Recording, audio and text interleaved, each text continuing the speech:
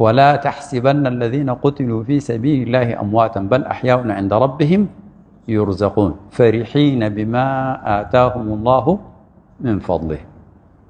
وفرحوا بماذا؟ فرحوا بخروجهم عن الدنيا ولقائهم الحق تبارك وتعالى وقد استشهدوا في سبيله. حتى ورد في التفسير في آية الشهداء هؤلاء، ما أول شهداء كثير كده ونزلت فيهم الآيات هذه كان شهداء أحد 70 من سادتنا الصحابة. ورد في حقهم إخبار عن النبي فيما جرى لهم غيبا مع الله. قالوا استأذنوا الحق تبارك وتعالى، الشهداء منهم من استأذن الحق أي في عالم الأرواح والغيب أن يرجعوا إلى الدنيا، فسألهم الحق تبارك وتعالى وهو بهم أعلم: ما الذي يرجعكم للدنيا؟ أنتم شهدتوا الكرامة. سمي الشهيد شهيدا قالوا لأنه أول ما يقتل في أرض المعركة قال تشهد روحه الجنة مباشر، عشان كده سمي شهيدا. طيب ما الذي يرجعكم إلى الدنيا بعد شهدتم الكرامة؟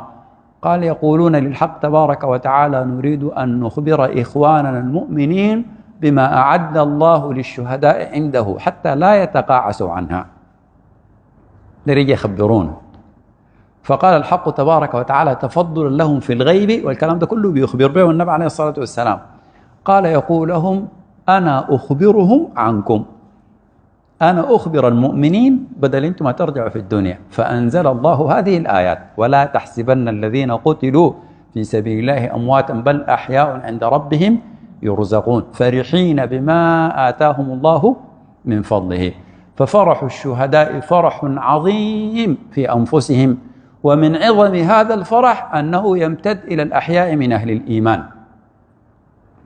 جاءت امرأة استشهد ولدها في أحد في بدر، فجاءت للنبي عليه الصلاة والسلام قالت يا رسول الله إن ابني قتل في بدر، فإن يكن في الجنة أصبر وإلا كمان يعني يكون عليه اثنين: فقده في الدنيا وعدم بشارة بالجنة. فقال لها رسول الله صلى الله عليه وسلم، والكلمة ما تستغرب يا إخوان لأنه قالها من باب العتاب الممزوج بالبشارة، قال لها أهبلت من الهبل، يعني قال لها أهبلت أجنة إنما هي جنات وقد أصاب ابنك منها الفردوس الأعلى عليه الصلاة والسلام. شوف لما ساق لها البشارة التي مش تفرح فقط، تثبت جنان هذه المرأة، فسرت لما سمعت من بشارة رسول الله صلى الله عليه وسلم عن حال ولدها. فبشارة وفرح أهل الشهادة تمتد إلى الأحياء من بعدهم، وإن في أحيان قد يعز فراقهم، ولكن لهم عند الله تبارك وتعالى بشارة كبرى، وهم لما يروها بيستبشروا بالذين لم يلحقوا بهم من خلفهم.